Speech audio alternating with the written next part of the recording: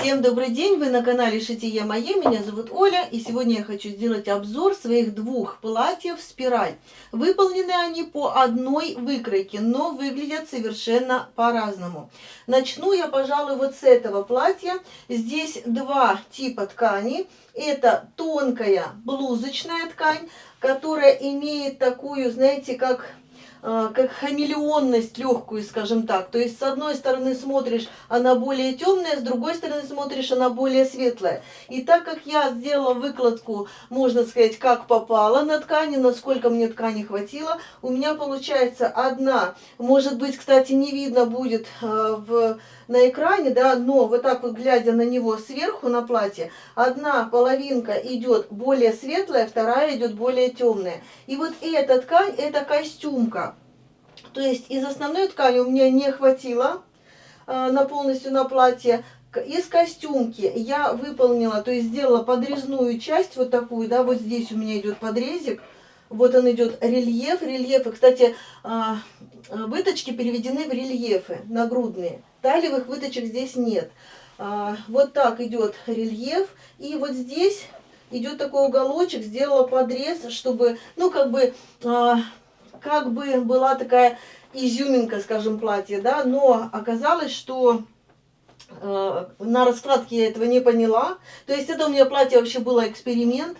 Оказалось, что большая часть вот этих цветов у меня на спинке, меньшая на полочке. Но я сделала второй рукав из этой же ткани, чтобы оно опять же перекликалось. То есть я думаю, что выглядит симпатично. Горловину обработала просто биечкой, причем не косой, потому что ткань достаточно эластичная, она в обе стороны тянется. Рукавчики обработала даже не ролевым швом, а частым зигзагом на обычной бытовой машинке. И один, и второй. Низ я просто подшила. Выполнено вот это платье из 3 деталей. Я уже сказала, верхнюю деталь я сделала подрез. Далее эта деталь, которая с подрезом переходит у меня, вот она идет, да, вот она идет. И заканчивается она вот здесь, вот впереди.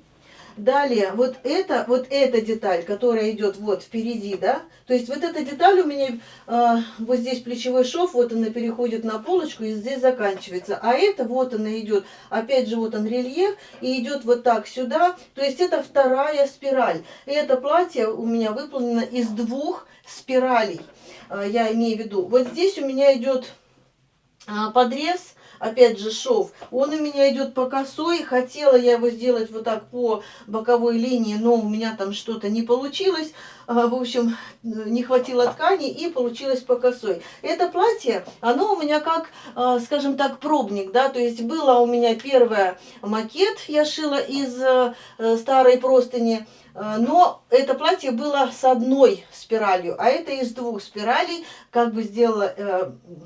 Знаете как, получается, откопировала полностью вот так по базовой выкройке, по прямой, от проймы вниз совершенно по прямой, в развернутом виде. Далее прорисовывала уже вот эти линии спирали, далее расклешала эти спирали, но не намного. Почему? Потому что если бы я намного расклешила, у меня бы и ткани не хватило, и платье было бы такое, ну, хотя было бы, наверное, оно намного красивее, да, чем шире низ, тем красивее платье. Вот. Но у меня бы точно не хватило ткани. Я вот этого боялась, поэтому я не стала сильно расширять.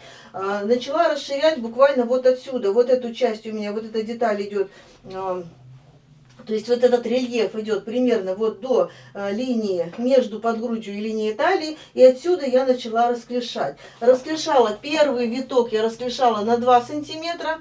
Второй виток я расклешала верхнюю часть, вот эту часть на 2 сантиметра, а нижнюю часть на 4 сантиметра. То есть здесь пришлось полностью вот так резать на детали, да. И, кстати, вот эти расклешения, вот эти подрезы, они должны быть одинаковыми. Если здесь я делала 7 подрезов, то здесь должно было быть 7 подрезов. Дальше следующий виток, здесь у меня получается 3 витка. Следующий виток я расширяла уже верхнюю часть на 2 сантиметра, то есть на 4 сантиметра, а нижнюю на 6. То есть вот у меня получается 7 частей спереди, 7 частей сзади я делила, и получилось уже по низу я расклешала на 6 сантиметров. Но у меня получается не слишком большое расклешение. Почему? Потому что у меня не очень большая линия, то есть не очень большой обхват бедер, можно сказать вообще минимальный, да, для взрослой женщины. И у меня обхват груди больше, чем обхват бедер на 2 сантиметра. Поэтому у меня получилась совершенно прямая линия, и ее я уже расклешала. Если у вас, допустим, обхват груди меньше, чем обхват бедер, да, то у вас получится и без того легкая трапеция. И еще, если вы ее расширите, то низ у вас получится гораздо красивее, да, будет вот этих вот волн, фалд больше. Но, естественно, вы должны понимать, что и ткани уйдет больше. Вот эту ткань я не считала, к сожалению, сколько у меня здесь ушло. А этой ткани мы уже, наверное, переходим к этому платью, и я расскажу и о ткани, и обо всем подробнее. Значит, смотрите, здесь у меня получилось два вида ткани, совершенно несочетаемые, совершенно. Но платье получилось намного качественнее. Почему? Потому что, если вы видите вот здесь, по косым линиям, я не смогла сутюжить вот эти швы. То есть ткань достаточно тонкая, достаточно мягкая. Не сутюжились, скажем так, швы, а это платье сутюжилось просто идеально. Я, кстати, его еще не разгладила вот здесь. Я уже вчера сходила в нем на праздник, и вчера же я его уже и постирала, поэтому сегодня я не стала, слегка так пригладила, припарила, чтобы оно было не мято. В общем, смотрите, здесь у меня два несочетаемых вида ткани. Вот эта ткань, это трикотаж. То есть эластичная ткань, обратите внимание, очень эластичная. Кстати, выкладку я делала тоже хаотично. Вот как она выложилась, так и выложилась. Вот видите, здесь она тянется так, а здесь она тянется вот так. То есть вот так по косой. И все равно ткань, то есть швы получились идеальными. Вот эта ткань, это габардин. То есть представьте себе трикотаж, который очень хорошо эластичный, с люрексовой ниточкой здесь он такой поблескивает слегка. И габардин, который совершенно сухой, и тоже я его выкладку делала совершенно не обдумывая, да, то есть как вошло, так вошло. У меня получается трикотажа было 1,5 на метр, и габардина было 1,5 на 1,5. Но я не хотела делать из габардина рукава. То есть мне хотелось, чтобы, поблескивает и поблескивает. И хочется, чтобы и здесь поблескивало, да. Я сделала из трикотажа, но у меня не хватило из трикотажа на 2 полноценных рукава. И получается, что один рукав, какой из них, я сейчас посмотрю, у меня из 2 частей. Вот так будет видно, наверное.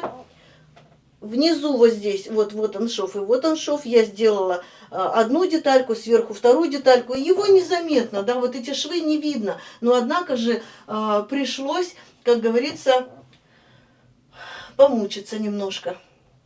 Вот такое у меня получилось платье. Вот это платье, оно более такое формодержащее, вот это платье более такое летящее, да, такое.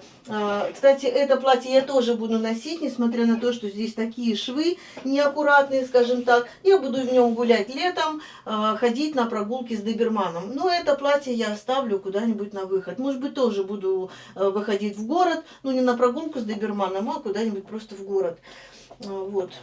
Поэтому, я просто сегодня хотела сделать обзор вот этих 2 платьев. Делать мастер-класс, девочки, это очень будет сложно.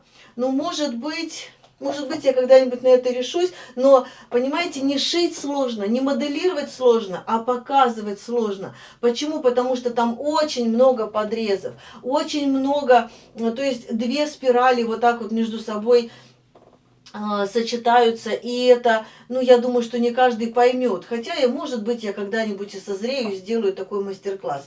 Потому что, платье действительно интересное, и если взять подходящую ткань, то можно сделать просто шедевр. Я считаю, что лучше, конечно, брать одинаковую ткань, не так, как я взяла вот здесь, и желательно не такую тончайшую, как вот здесь, Не знаю, кто-то сказал, что может быть проклеить дублерином или флизелином или каким-нибудь долевичком, но если, смотрите, ткань и так и без того тонкая, и мне кажется, что не сутюжилась она именно из-за того, что плотный шов. Ну, мне так кажется. Плотный шов.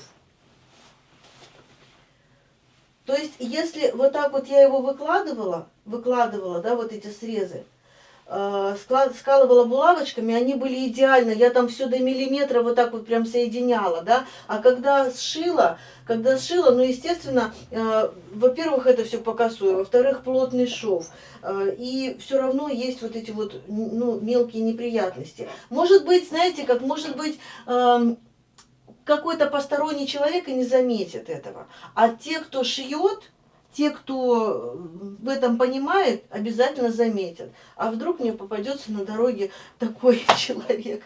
Поэтому я буду ходить в нем гулять с собакой. Тогда никто меня не осудит, потому что я с собакой и могу гулять хоть в спортивном костюме, хоть в каком-то таком платье, да. То есть платье легкое, свободное, на лето как раз очень хорошо. Вот здесь все так вот летящее, все такое симпатичное, да.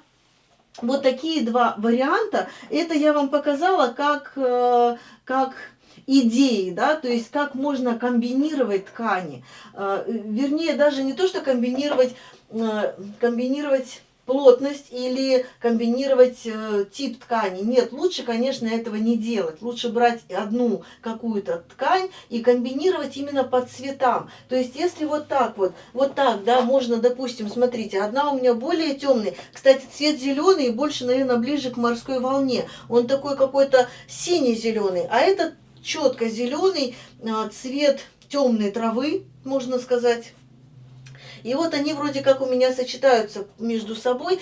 Я имею в виду, что можно сделать, допустим, желтый и какой-то оранжевый, да, например, там синий, зеленый. Ну, то есть сочетать цвета можно. Может быть, вот эта, допустим, деталь будет цветная, а это однотонная. То же самое и здесь. Можно делать какие-то подрезы, ну вот как я сделала, да, подрез.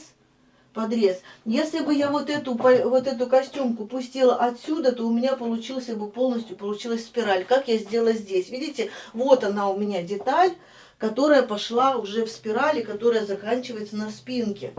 Даже она где-то вот здесь сбоку заканчивается, на спинке сбоку. А эта деталь у меня начинается вот отсюда, вот здесь я сделала подрез. Вот он, да, вот она пошла бы сюда деталь, если бы я не сделала вот этот вот подрез. Вот она пошла бы деталь сюда уже, опять же, в спираль. Ну, то есть, опять же, можно делать всякие подрезы, можно было вот эту деталь и где-то закончить вот здесь, да, вот эту можно было сделать цветную. Но я решила сделать так. Можно было отсюда, допустим, сделать подрез вот сюда, и, ну, вот эту вот вставку сделать. Но пришлось тогда делать выточку, а не рельеф. Ну, в общем, играем, фантазируем, творим, что хотим. На сегодня, я думаю, что достаточно информации. На сегодня я с вами прощаюсь. Всем классного настроения, всем до новых встреч.